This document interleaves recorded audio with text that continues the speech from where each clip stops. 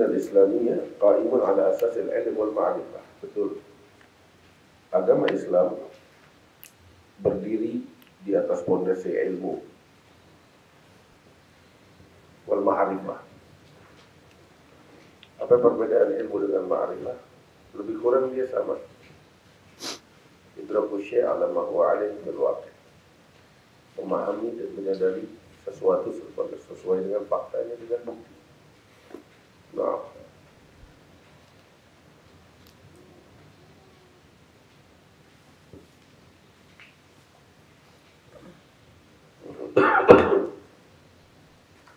Islam berdiri di atas pondasi ilmu, pengetahuan, bukan di atas pondasi dunun, prasangka.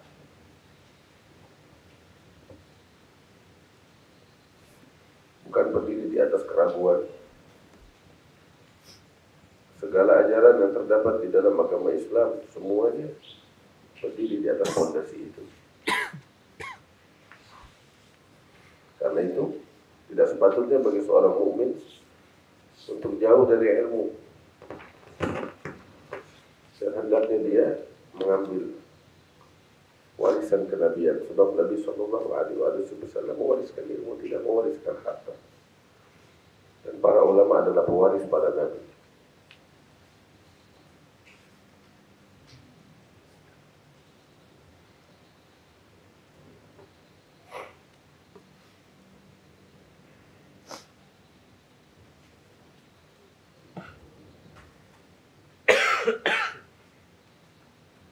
Diriwayatkan dari Muawiyah radhiyallahu anhu, beliau berkata bahwasanya beliau mendengar Rasulullah sallallahu alaihi wasallam bersabda, "Man yuridillahu bihi khairan yufaqihuhu fid din." Barang siapa yang Allah menghendaki untuknya suatu kebaikan, maka Allah akan menggerakkan hatinya untuk bertafaqquh di dalam agama, memahami agama Allah, mempelajari agama Allah.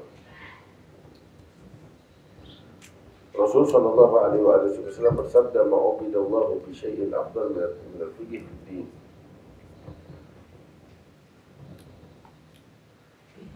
Allah tidak disembah dengan sesuatu yang lebih afdal daripada fikih di dalam agama. Ingat satu hal penting.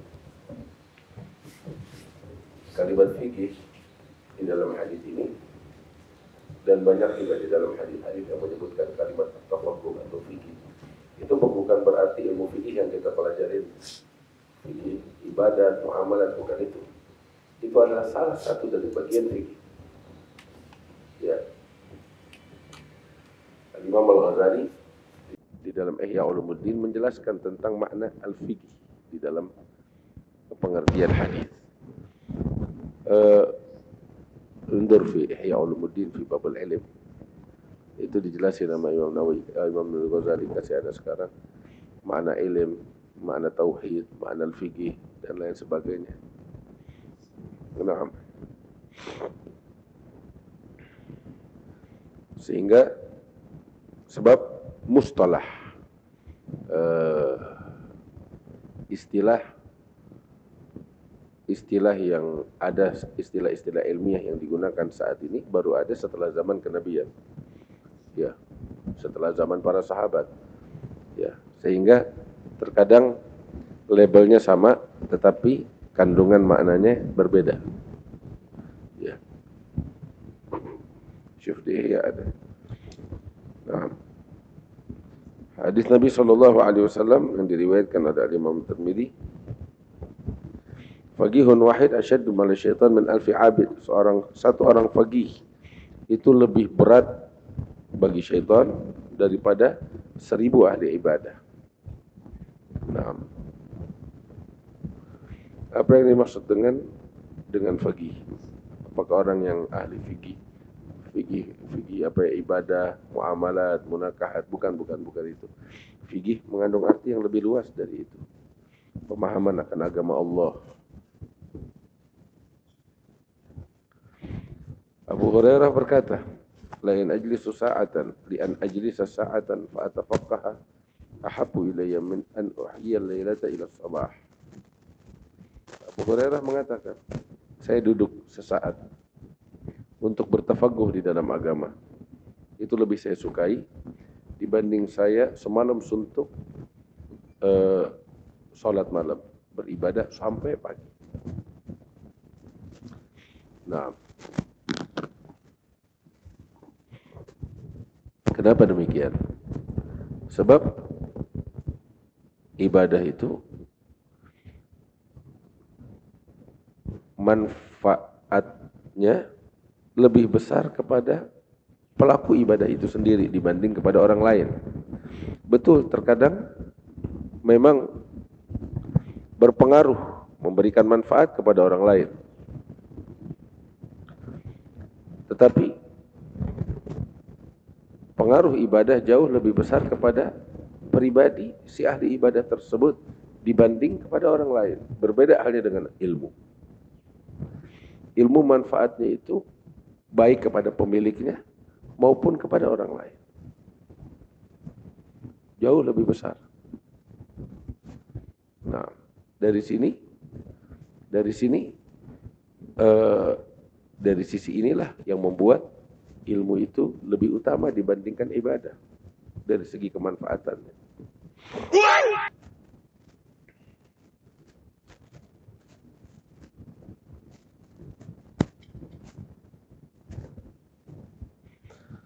Saya sholat malam baca Quran, semalaman suntuk.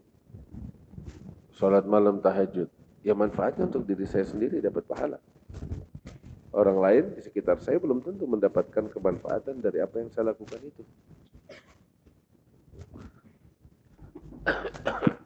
Berbeda halnya ketika saya semalaman suntuk merenungkan tentang ilmu, mengkaji ilmu. Sekalipun saat itu saya sendiri mengkaji ilmu, tetapi di pagi hari ilmu yang telah saya dapetin itu akan menular kepada orang lain, akan dimanfaatkan oleh orang lain, ya kan? Pak kata.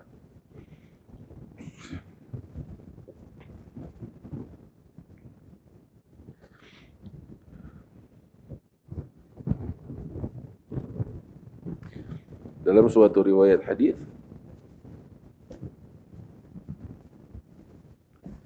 dari sahabat Abi Darda, beliau katakan, saya mendengar Rasulullah sallallahu alaihi wasallam bersabda,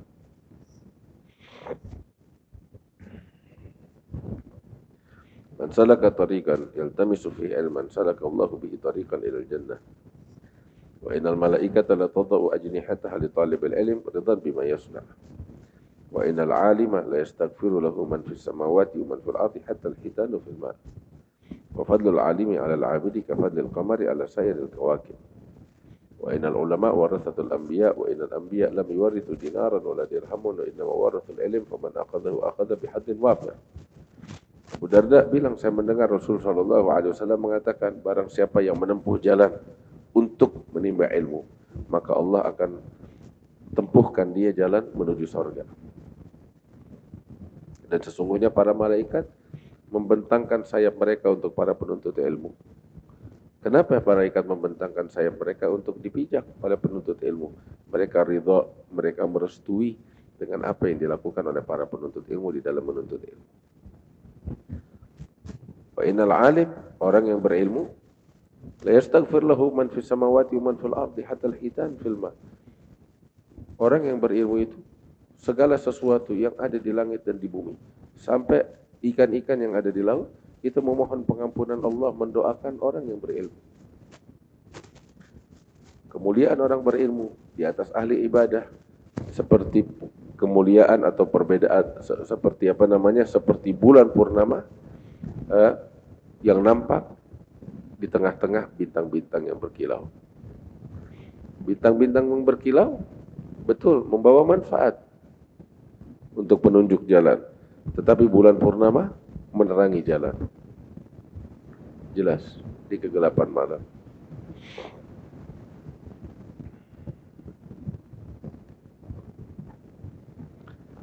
Dan para ulama adalah pewaris para nabi.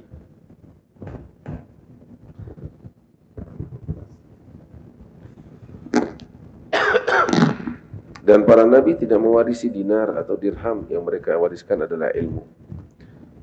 Faman akhadahu akhadha bihaddin wafir. Barang siapa yang mengambil ilmu ini, sungguh telah mengambil bagian yang sangat besar.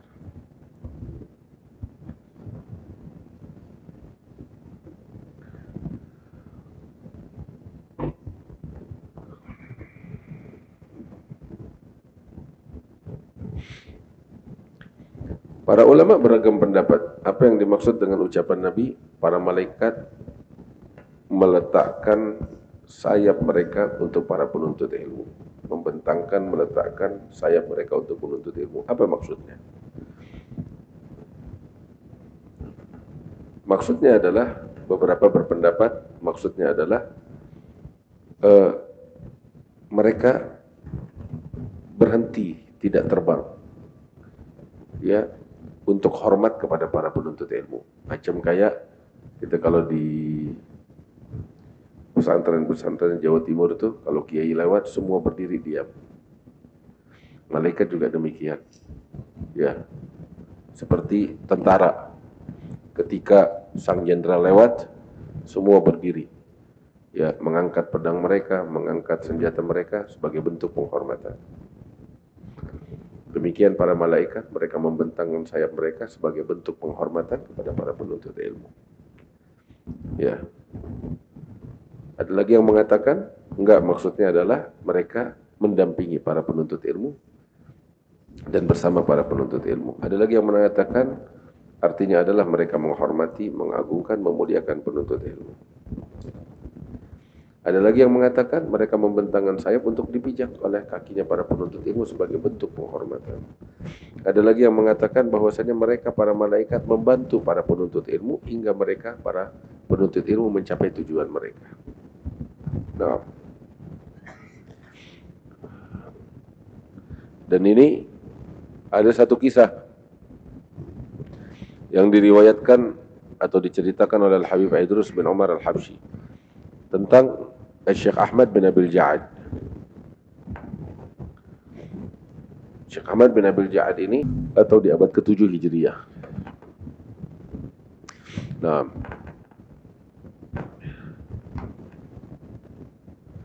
beliau Syekh Ahmad bin Abil Ja'ad seorang ulama besar. Saat itu datang dua orang penuntut ilmu, yaitu Syekh Abdullah bin Muhammad Ba'abbad dan Umar bin Muhammad Ba'abbad, adik kakak. Mereka datang kedua penuntut ilmu ini untuk belajar dan menimba ilmu dari sang guru Syekh Ahmad bin Abil Ja'ad. Begitu mereka duduk di hadapan sang guru,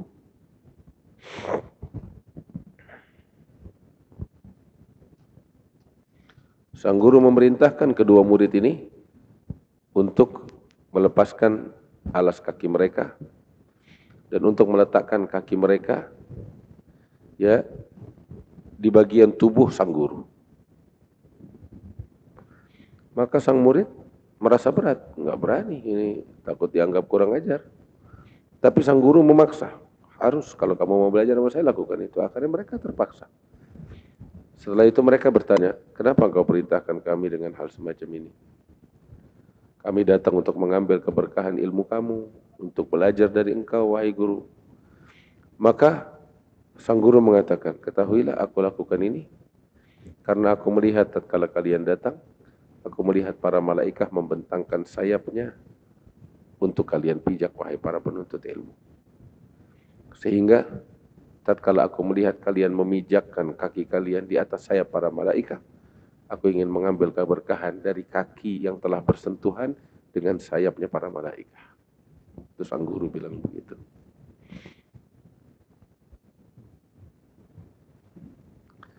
Terus di dalam hadis tersebut juga disebutkan bahwasanya binatang-binatang semuanya beristighfar, memohon pengampunan Allah untuk para penuntut ilmu. Kenapa demikian? Sebab binatang-binatang pun mendapatkan manfaat dari para penuntut ilmu. Majuan, jadi yang lain yang datang bisa masuk. Maju sini diisi. Khulul sini. Aman.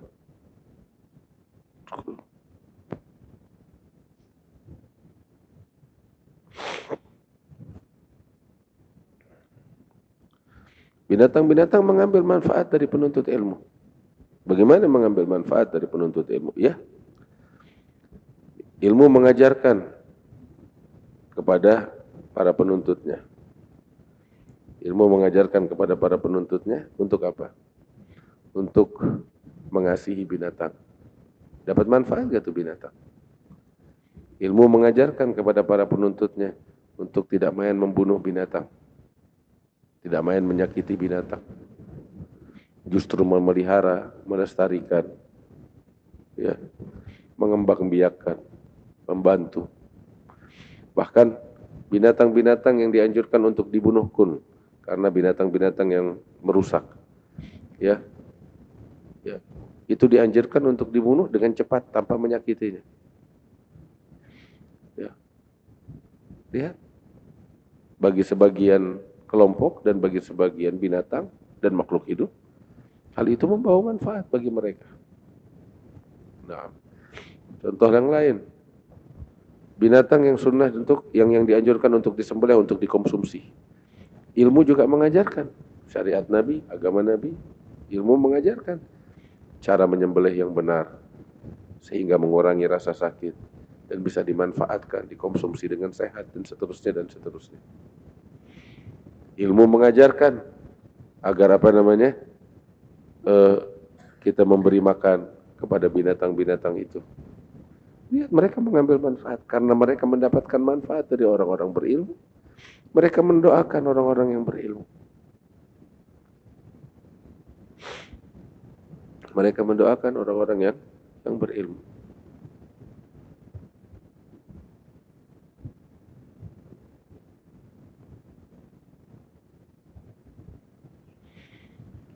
Terus bukan hanya itu, alam semesta, segala sesuatu, benda mati pun bahkan. Ilmu mengajarkan kita untuk tidak iseng dan usil kepada benda mati. Tuh lihat, benda mati mendapat manfaat kan dari ilmu. Maka itu segala sesuatu di alam semesta mendoakan. Gunung, ilmu mengajarkan kita untuk menjaga, melestarikan, dan seterusnya dan seterusnya. Segala sesuatu di langit dan bumi mendoakan karena mendapatkan manfaat dari ilmu dan dari orang-orang yang berilmu.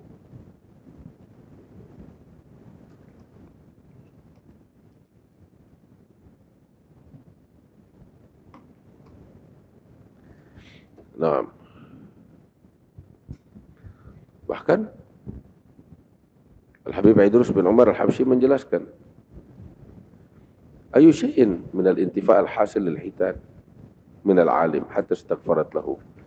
Sebenarnya manfaat apa sih yang didapat oleh binatang, oleh ikan bahkan di laut dari orang yang berilmu sehingga binatang-binatang itu, ikan itu memohon pengampunan Allah untuk orang-orang berilmu.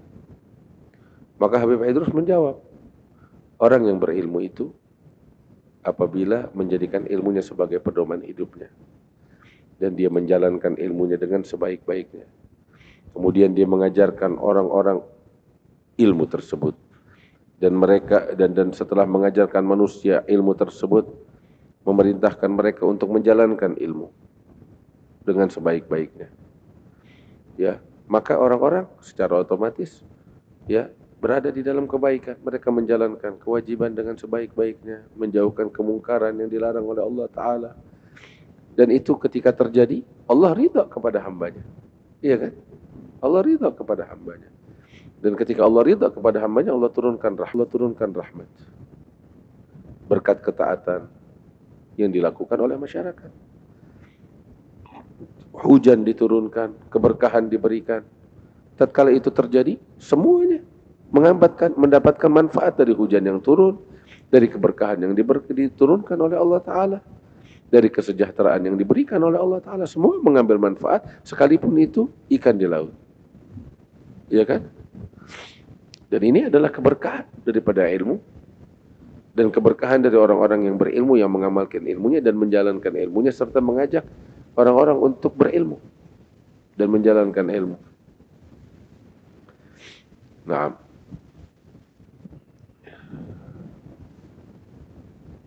dari sini, ketika semua alam semesta dan segala isinya mengambil manfaat dari orang berilmu, mereka memberikan timbal balik dengan doa kepada orang-orang berilmu. Kemudian satu hal penting, ini tidak sebatas di masa hidupnya orang berilmu, sekalipun dia sudah wafat. Tetapi ilmu dan manfaat dari ilmunya itu kan tetap ada, tetap lestari. Sehingga istighfar para malaikat, istighfar makhluk hidup semuanya kepada orang alim, sekalipun orang alim itu sudah meninggal, tetap berlangsung sekalipun mereka telah meninggal dunia. Subhanallah. Maka itu beruntung orang-orang yang berilmu dan menuntut ilmu.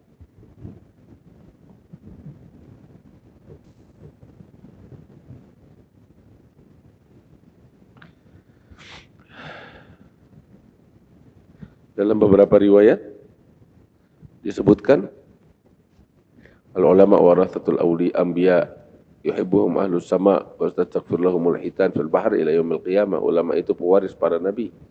Penduduk langit mencintai para ulama, dan para hewan-hewan di laut pun beristighfar untuk mereka sampai hari kiamat. Nah, terus ada satu riwayat yang menarik, diriwayatkan oleh Al-Imam Ibnu Abdul Bar di dalam Jami' Bayan al-Ilm wa Fadlih, dan hadis ini hadithul hasan. Nah, dengan jalur-jalur yang sangat banyak, tetapi dia lebih kuat ketika dikatakan ini ucapannya seorang Mu'adz bin Jabal dibanding dikatakan sebagai ucapannya baginda Nabi sallallahu alaihi wasallam. Nah, alhasil dalam suatu riwayat dikatakan dari Mu'adz bin Jabal, ya, ta'allamul ilma fa inna ta'allumahu lillahi khasyah. Belajarlah kalian ilmu,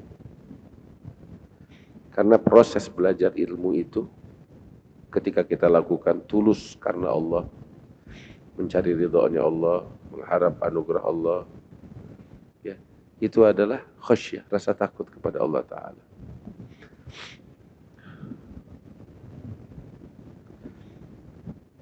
Dan talabuhu, mencarinya, menelusuri ilmu itu, kamu pergi ke sini ke situ untuk mencari ilmu, itu adalah ibadah.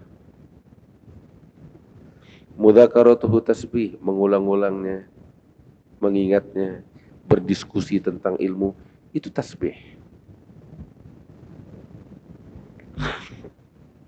Al-bahath anhu jihad, tahu artinya bahath. Bahath itu apa? Bahathun ilmi. Apa ya bahasanya itu kalau kita? Bahthul masail, duduk mengkaji satu sama lain tentang masalah ilmiah. Bahthul masail, itu jihad fisabilillah. Betul, itu jihad.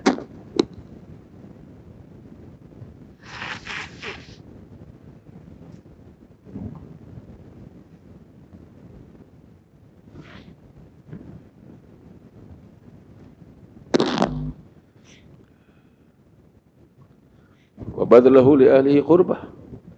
Ketika seseorang al-badal itu artinya apa? Mencurahkan ilmu kepada orang-orang yang layak untuk menerima ilmu, ya, itu adalah qurbah, kebaikan.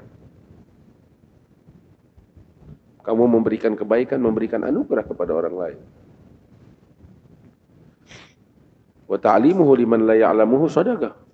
Kamu mengajarkan ilmu kepada orang yang enggak tahu, itu adalah sedekah. Jadi sedekah enggak cuma dengan uang, enggak cuma dengan makanan. Sedekah bisa dengan apa tahu? Dengan ilmu. Sedekah dengan nama besar, dengan pengaruh. Kenapa? Li'annahu ma'alimul halal wal haram. Sebab ilmu itu, dengannya kita bisa mengetahui yang halal dan yang haram.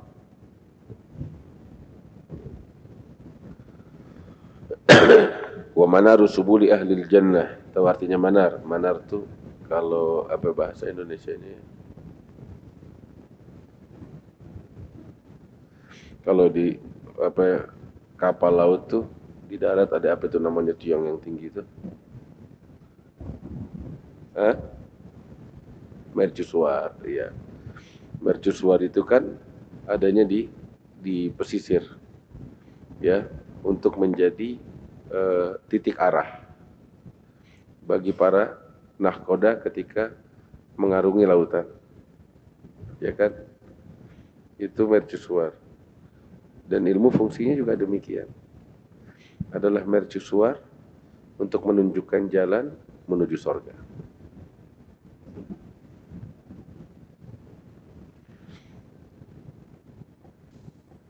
Wa huwal anisu fil wahsyah. Dia penghibur tatkala kita lagi galau sendirian.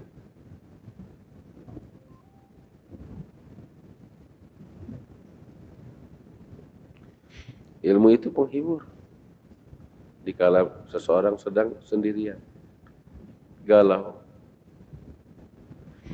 Iya. Cuman kadang handphone, media sosial, ini yang merusak kita. Tinggalkan itu coba. Tatkala kamu sendirian, buku tuh, kitab yang kamu baca itu jadi penghibur kamu. Ya kan? Kamu duduk baca buku sendirian, seakan-akan kamu nggak sendiri. Nyaman, asyik. Kadang berjam-jam kamu duduk membaca buku. Apapun di sini. Itu ilmu. Wawasan, pengetahuan. Al-anis fil wahsyah. Penghibur. Tatkala kamu lagi galau, kamu lagi tertimpa musibah, masalah, kamu baca buku, terhibur. Kamu duduk di dalam kajian ilmu, terhibur. Wasahibu fil ghurbah. Dia sahabat kamu ketika kamu sedang sendirian melakukan perjalanan. Ketika kamu merantau sendirian, ilmu itu adalah sahabat yang mendampingi kamu.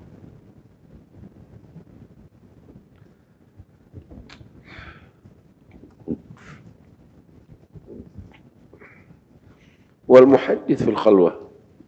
Dia adalah teman bicara ketika kamu sendirian.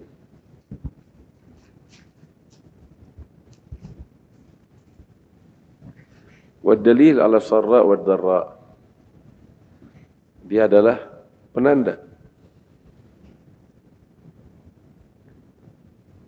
menuju kepada kebahagiaan. Tahu rambu. Ini jalan kebahagiaan, ini jalan kesengsaraan. Itu ilmu. Wasilahu alal a'da, senjata untuk menghadapi musuh. Benar? Kamu menghadapi musuh, senjata terbaik adalah ilmu. Wa zain 'indal akhilla. Kamu punya ilmu, kamu jadi indah di hadapan kawan-kawanmu. Iya kan? Yarfa'ullahu bihi aqwaman fayaj'aluhum fil khairi qada wa immatan tuktafa atharuhum. Allah mengangkat dengan ilmu sekelompok manusia sehingga Allah jadikan mereka di dalam kebaikan sebagai pemimpin yang diikuti jejak langkahnya, yang diikuti tindak tanduknya, yang pendapatnya dijadikan rujukan dan pegangan.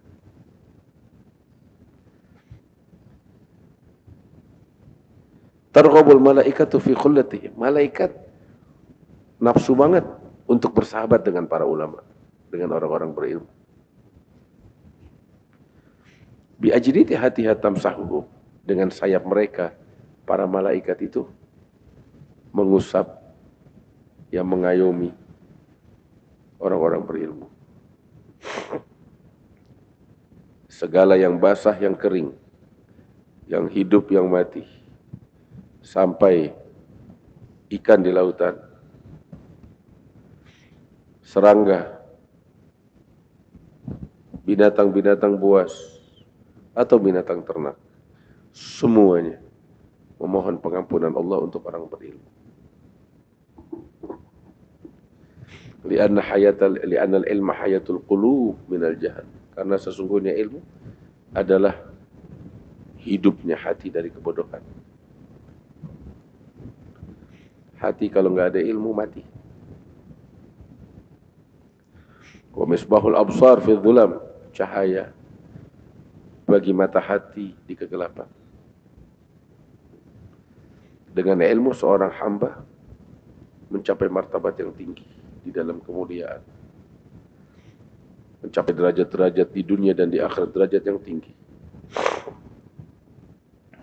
At-tafakkur fihi ya'dilu siyam. Merenungkan ilmu itu seperti puasa. Mudarasatuhu ta'dilul qiyam. Mengulang-ulangnya seperti apa tahu? Seperti sholat malam. Dengannya hubungan silaturahmi terjalin. Wabihi yu'raful halal wal haram. Dengannya diketahui mana yang halal, mana yang haram. Dia adalah pemimpin dari praktek tindak tanduk. Tindak tanduk hanya ngikut. Ya kan? Segala gerak-gerik seseorang, langkah yang diambil seseorang, ya merujuk kepada ilmu. Bangunan dibangun, ya atas dasar ilmu.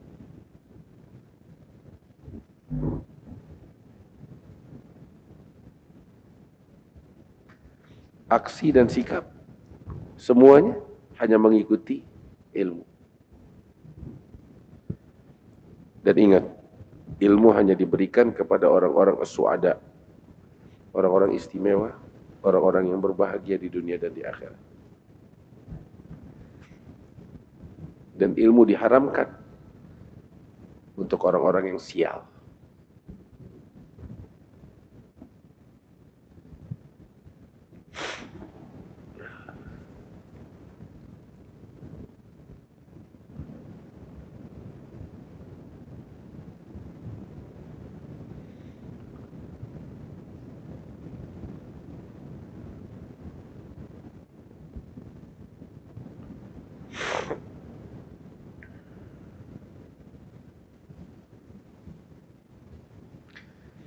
Kalau nggak ada fadilah apapun tentang kemuliaan ilmu kecuali ini, udah cukup.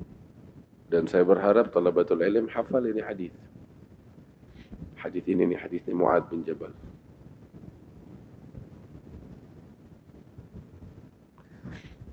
Kamu baca buku, kamu ngaji kitab, ya itu ibadah. Coba kita nih mesti mengubah pola hidup kita. Benar teman-teman. Kadang kita lihat tuh keadaan sekarang, makanya saya bilang alat-alat ini seringkali madarahnya lebih banyak. Sekarang kita pergi ke stasiun kereta, pengen jalan, nunggu kereta, semua orang sibuk sama handphone. Kadang hal yang nggak bermanfaat, katakan itu media, aplikasi, nonton ini dan itu yang sebagian besar nggak ada manfaat. Saya nggak pukul rata, tapi ya kita tahu lah, sebagian besar hal-hal yang nggak ada manfaat.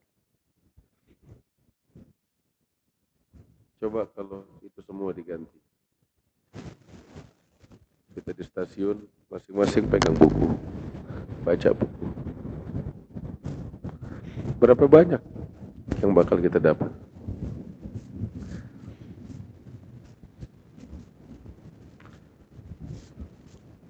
Coba diatur tuh waktu. Bikin agenda 1 bulan ini. Pergi ke perpustakaan. Terserah, kamu mau baca kitab, mau baca buku, bebas.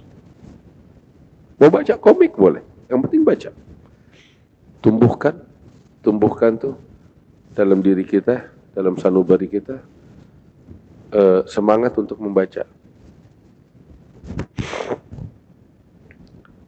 Biasakan seperti itu. Tumbuhkan. Ya, harus ada momen tuh kita tuh sebulan sekali pergi ke perpustakaan atau pergi ke toko buku, toko kitab. Beli kitab, beli buku. Mau yang bahasa Arab, yang mau bahasa Inggris, mau yang bahasa Indonesia, mau ilmu pengetahuan umum, ilmu agama atau lain sebagainya, bebas. Ya, bebas. Baca apa yang bisa kita baca. Semakin banyak yang kita baca, semakin luas wawasan kita. Semakin luas. Tinggal nanti kita filter. Mana yang perlu kita ambil, mana yang perlu kita buang. Yang perlu kita ambil. Yang perlu kita buang, buang, dan dari situ kita bisa melihat pola pikirnya orang yang kita, sekalipun kita buang, tetapi kita bisa mengambil pelajaran. Apa pelajaran yang kita ambil? Pelajaran cara berpikirnya orang yang menyimpang. Iya kan? Hakata. Kita bisa melihat dari sudut pandang orang lain. Kita bisa mengambil penilaian. Hakata. Tapi Abdul Haddad bilang, khudh ma safa wa da'il kadar. Ambil yang bagus, yang keruh buang, tinggalkan. Habib Abdul Haddad itu bilang, beliau buta loh, buta dari usia 3 tahun. Beliau katakan, nggak ada satu kitab di provinsi Hadramaut, nggak ada satu kitab di provinsi Hadramaut, melainkan satu di antara ini anu dibaca keseluruhan atau pernah dibacakan kepada aneh keseluruhan, atau sebagiannya telah sampai isinya kepada saya, atau minimal rangkumannya saya udah tahu. Teman-teman, tuh Habib Abdul Haddad bilang begitu, dia buta. Ini di kamar sini, ini perpustakaan kitab-kitab saya. Ya, ini kitab-kitab saya. Ada berapa lemari? Oh, banyak deh. Ya, dari sejak saya belajar di Hadramaut sampai pulang sampai sekarang banyak banget. Ada yang udah kita baca dan banyak yang belum dibaca, tapi banyak kitab di sini. Ini kitab dari seorang Habib Ahmad, koleksinya satu kamar tuh penuh. Ya. Santri masing-masing pada punya kitab. Ini cuma yang ada di Hauto. Saya nggak bisa bayangkan satu Hadramaut, negerinya para ulama, berapa banyak tuh kitab. Habib Abdul Haddad bilang seperti yang dia ucapkan tadi, nggak ada satu kitab di negeri Hadramaut melainkan ya Anda pernah baca atau pernah dibacakan di hadapan Anda, atau Anda pernah sebagian isinya udah dibacakan di hadapan Anda, atau Anda tahu isinya, atau minimal Anda tahu namanya. Itu wawasan. Kemarin dulu kita baca Gimatul Zaman Indal Ulama dalam biografi Al-Imam Ibn Al-Jawzi, Abul Faraj Abdurrahman bin Ali Ibn Al-Jawzi. Beliau bilang, saya saat itu tuh lebih dari 200.000 judul kitab udah saya baca. Teman-teman, 200.000 judul kitab loh. Oh, kayak apa itu? 200.000 judul kitab dia udah baca. Dan dia bilang, dan saat ini saya masih haus dengan ilmu. Itu sorga, itu kebahagiaan, itulah hidup, itulah kenikmatan.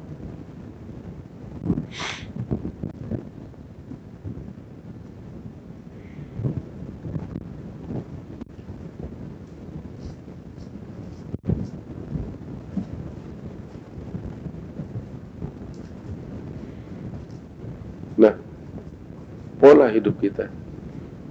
1 bulan, berapa buku mau kita baca? Pergi ke perpustakaan, oh buku ini, kitab ini, satu. Ini bacaan saya selama 1 bulan. Terus ditandai, dicatat, dirangkum, ya, terus dituangkan di dalam catatan, tulisan-tulisan yang bermanfaat. Ini saya kasih tahu, kadang tuh teknologi ini bikin kita jauh dari ilmu. Lebih enak dengan cara lama. Tahu apa? Kadang kita cuma foto. Kita foto bagian itu, besok hilang. Tapi kalau kamu catat dengan tangan kamu sendiri, itu melekat di benak. Melekat. Terus nggak ada yang gratis. Maksudnya nggak ada yang gratis.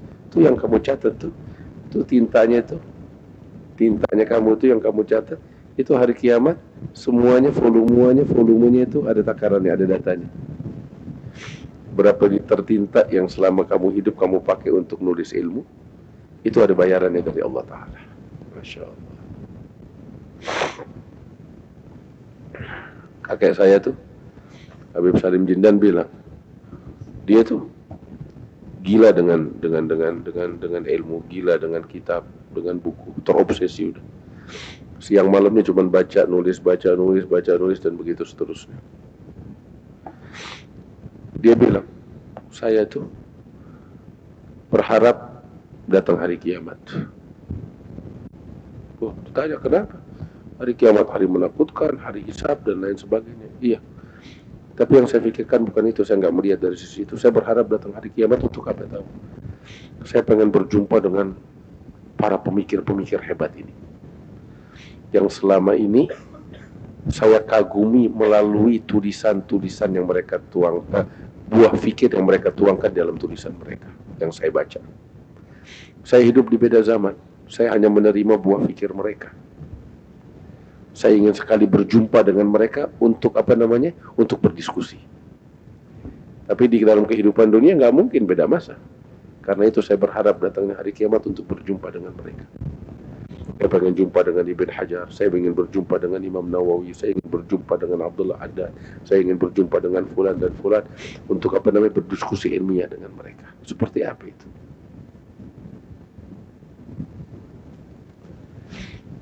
Nikmat ya ilmu.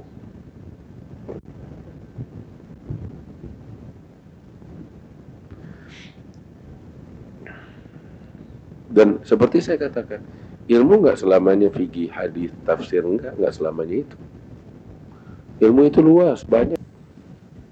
Biologi juga ilmu, astrologi juga ilmu, kedokteran juga ilmu, ilmu bahasa. Ya. Maka itu kan tadi pagi ya saya jelaskan adalah hal yang keliru, ketika seseorang mengatakan ini ilmu agama, ini ilmu dunia. Salah itu. Itu pernyataan semacam itu bukan pernyataan ilmiah, satu. Yang kedua, pernyataan semacam itu tuh adalah pernyataan yang dirumuskan oleh orang-orang yang tidak mengenal Tuhan.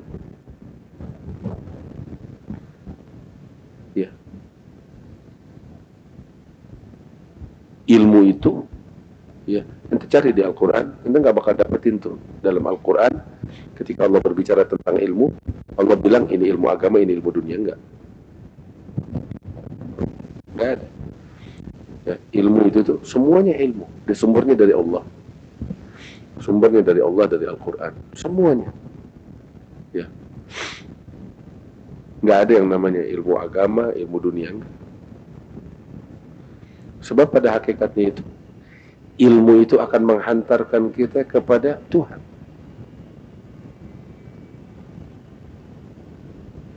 Apapun ilmunya. Dan Tuhan menuangkan segalanya di dalam Al-Quran. Kamu mau ilmu apa? Ilmu biologi, kedokteran, tib, ada di Al-Quran. Ilmu psikologi, nafas, semuanya ada di Al-Quran. Al-Quran menuangkan dasar-dasar berbagai disiplin ilmu. Sekali, termasuk teknologi. Banyak hal. Dasar, ingat kalimat aneh, dasar ilmu. Itu dituangkan oleh Allah Ta'ala di dalam Al-Quran. Tentang alam semesta, tentang alam raya. Berapa banyak dalam Al-Quran. Tentang perkara gaib berapa banyak dalam Al-Quran. Iya. Ilmu bahasa berapa banyak di dalam Al-Quran. Itu dalam Al-Quran Allah Subhanahu wa Ta'ala menyebutkan ya,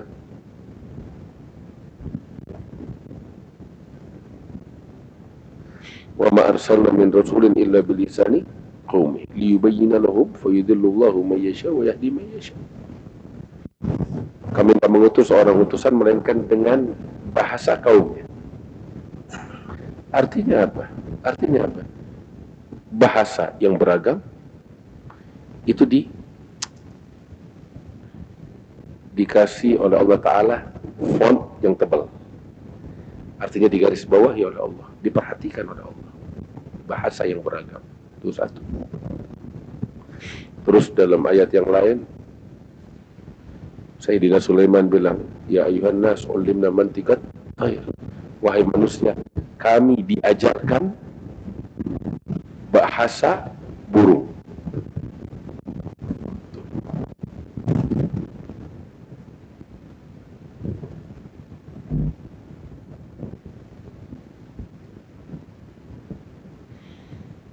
Dan banyak loh dalam Al-Quran dasar.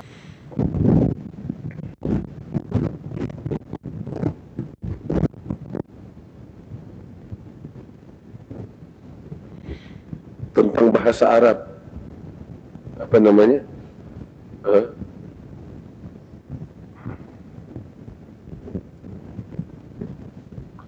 Inna anzalna ilaikumul Qur'ana Arabiyan la'allakum ta'qilun. Ada di dalam surat apa namanya, surat Hud kalau nggak salah. Nah, syuf dalam surat Hud.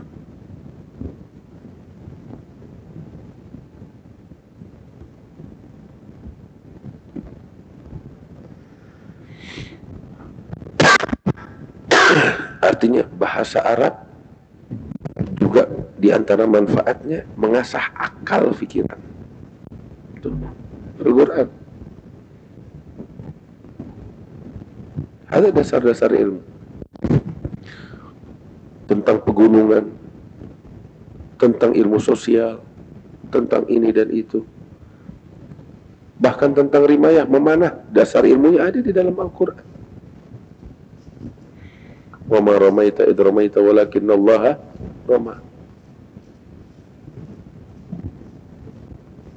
Dasar-dasar ilmu memanah. Terus dasar ilmu peperangan, strategi perang, militer. Banyak. Banyak teman-teman. Bahkan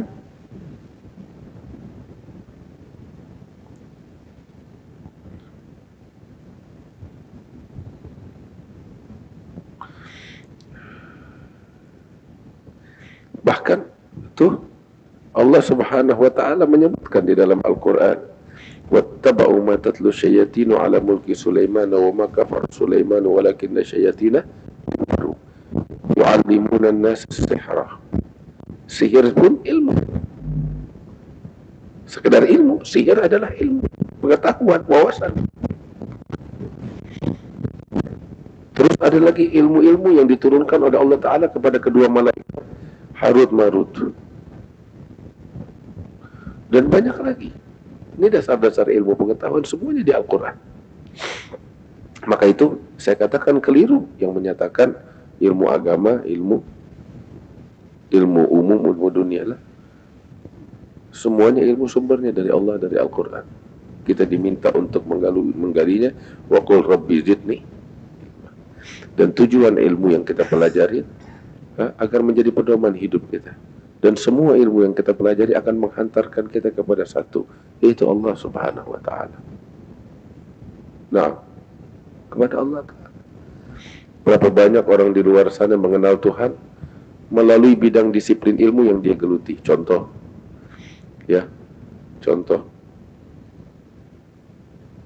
kita sebut Sibawai. Sibawai ini guru besar ilmu nahu. Waktu meninggal dunia, ditanya, ada orang mimpi melihat beliau, ma fa'alallahu bik, apa yang Allah lakukan terhadap dirimu setelah engkau meninggal dunia? Pertanyaan itu diajukan karena seumur hidupnya seorang Sibawai fokus dengan daraba Zaidun Amran, dhahaba ilal masjid dan lain sebagainya, rafa nasab, nggak ada sangkut paut dengan subhanallah, alhamdulillah, dengan zikir, dengan ibadah, semuanya tentang itu. Apa jawaban Sibawai? Ghafarallahu li, Allah ampunin saya dan masukin saya ke dalam surga. Gara-gara apa? Gara-gara ilmu nahu yang saya kaji. Oh, bagaimana itu? Saya memberikan pernyataan ilmiah dalam ilmu nahu yang saya tekuni, ya, pencapaian saya dalam ilmu nahu. Saya katakan a'raful ma'arif ismul jalalah. Itu dalam bab ilmu nahu itu ada yang namanya ma'rifah nakirah. Dan ma'rifah itu adatul ma'rifah, ada namanya ismul alam, al-alam, wal isyarah, wal mausul, dan lain sebagainya. Dan beliau katakan, a'raful ma'arif ismul jalalah. Nama Allah adalah a'raful ma'arif. Dari situ saya dapat pengampunan Allah. Berapa banyak orang mengenal Tuhan melalui ilmu astrologinya, ilmu perbintangannya.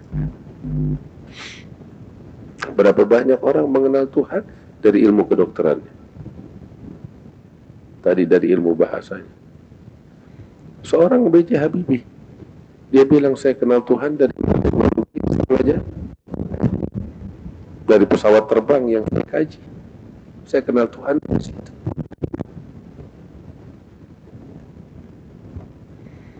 Ya kan? Dan memang seharusnya semacam itu. Kita kalau jujur, ilmu mengantarkan kita kepada sosok yang tunggal itu, Allah Subhanahu wa ta'ala. Dan untuk tujuan itu kita menuntut ilmu dan belajar. Nah, seluas apapun ilmunya mengkerucut di situ.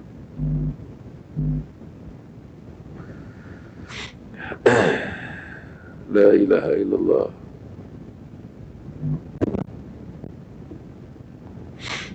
Nah,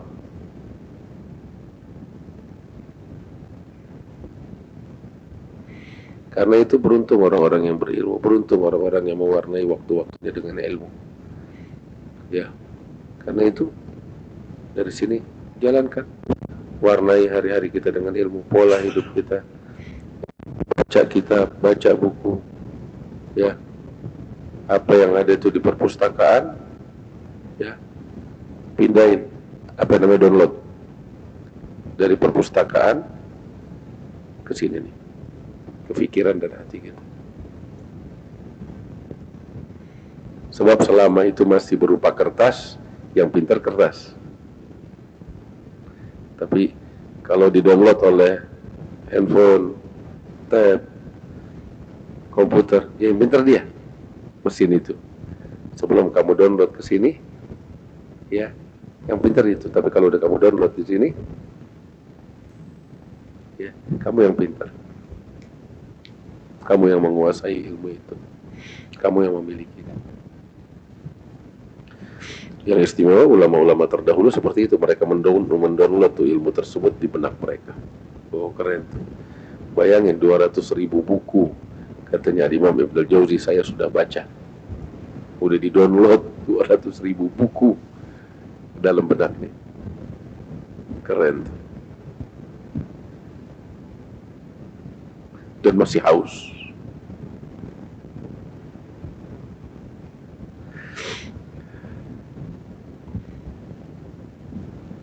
Dalam satu hadis Nabi SAW ditanya, ya Rasulullah, mana akramun nas? Siapa sih orang yang paling mulia? Nabi menjawab, atqahum, yang paling bertakwa. Mereka bilang, bukan ini yang kami tanya maksudnya. Ya. Maka Nabi bilang, kalau kamu bertanya tentang sosok, ya sosok yang mulia, ya Yusuf,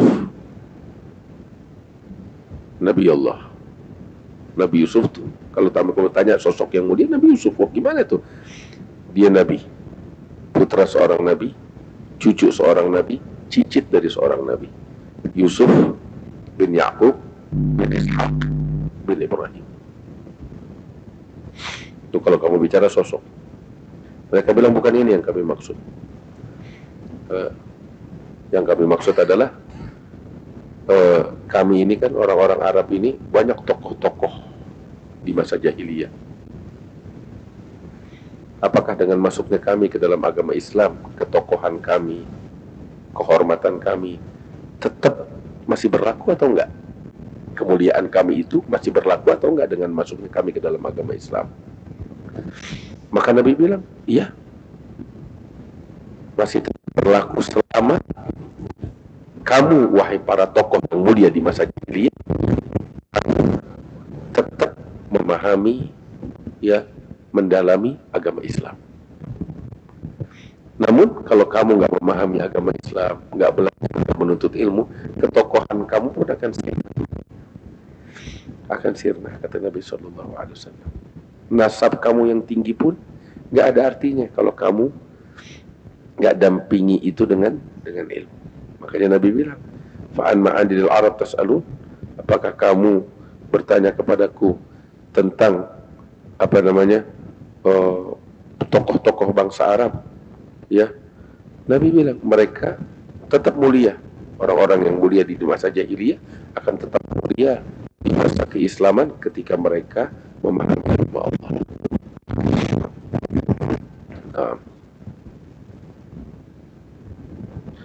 Terus dalam hadis yang diriwayatkan oleh Al-Imam Ibnu Majah, Rasul bersabda, yashfa'u yaumal qiyamah thalatha, memberikan syafaat di hari kiamat 3 orang.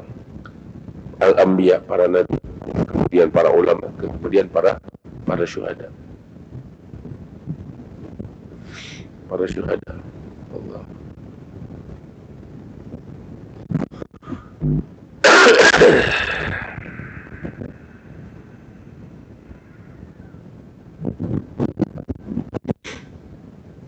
Imam Al-Ghazali bilang, tuh lihat, hadis ini menegaskan tentang apa? Martabat para nabi, para ulama, para syuhada.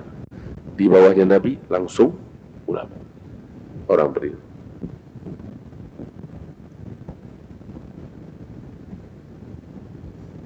Baru setelahnya para syuhada.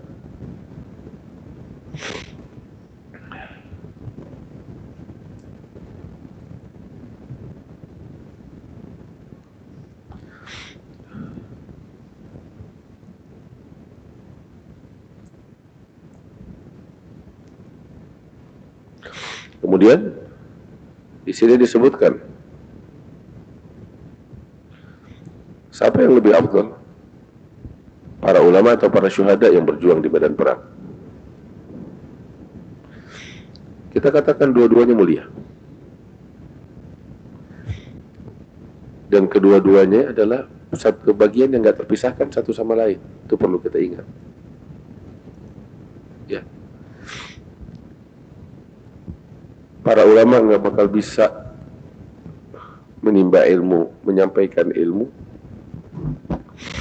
dengan leluasa ketika keadaan tidak kondusif, ya kan? Dan keadaan menjadi kondusif dengan sebab para mujahid di medan perang, ya kan? Dan para mujahid pun gak bakal bisa berjihad kalau gak ada para ulama yang mengajarkan mereka tata cara jihad yang benar, strategi dan lain sebagainya. Artinya satu sama lain saling melengkapi. Dan jasa mereka begitu besar. Jasa mereka begitu besar. Rasanya sulit untuk menyatakan siapa yang lebih afdal, ulama atau syuhada, para pejuang. Semuanya mulia, semuanya afdal. Tetapi ketika melihat secara luas, kelihatannya manfaat ilmu masyarakat lebih panjang untuk melatih demokrasi dibanding manfaat perjuangan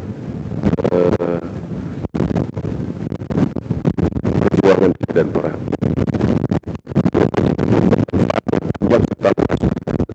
Luas dengan ilmu. Dari situ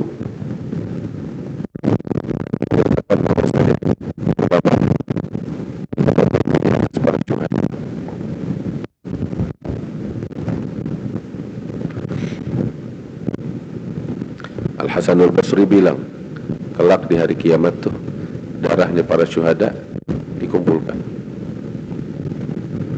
ditimbang, taruh di timbangan, dan dikumpulkan tintanya para ulama, sehingga tintanya para ulama dibanding darahnya para syuhada lebih berat timbangan daripada darahnya para syuhada.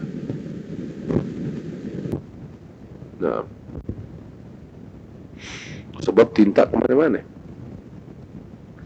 Contoh, ya, saya nggak bisa membayangkan dan nggak bisa membandingkan sama sekali manfaat tintanya seorang Imam Bukhari dibanding para pejuang lain.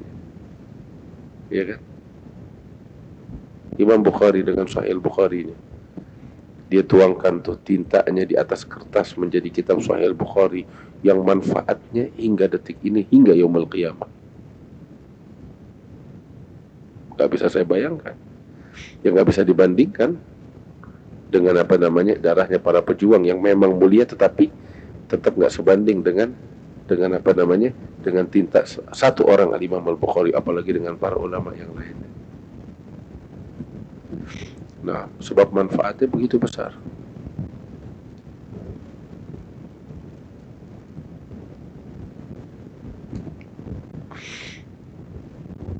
Ibn Mas'ud bilang, "Alaikum bil ilm qabla an yurfa." Ayo dari ilmu sebelum wa raf'uhu mautu ruwatih, dan diangkatnya ilmu dengan wafatnya para ulama. Demi Allah, rijalun qutilu fi sabilillah syuhada an yab'athahullahu ulama lima yarawna min karamatihim. Nanti kelak di hari kiamat banyak yang mati syahid di medan perang berharap kalau mereka dibangkitkan sebagai ulama, karena mereka melihat di hari kiamat martabat para ulama jauh lebih tinggi. Mudah-mudahan Allah jadikan kita sebagai orang-orang yang berilmu, ya Rabbal Alamin. Dan dimulai dengan apa? Baca, belum baca. Ya, banyakin baca. Kamu jadi orang berilmu. Terus, ya, catat apa yang kamu baca. Jadikan pedoman. Jalankan, praktekkan. Jadikan sebagai pedoman hidupmu, ilmu yang kamu baca itu, yang kamu pelajari. Dan sampaikan kepada orang lain. Itu yang membuat kamu mulia. Dan itulah yang membuat kamu menjadi kelompok orang-orang yang berilmu. Nah, wallahu ta'ala a'lam bissawab. InsyaAllah bakal dibahas tentang fasal yang berikutnya dalam pertemuan yang berikutnya. Wallahu a'lam.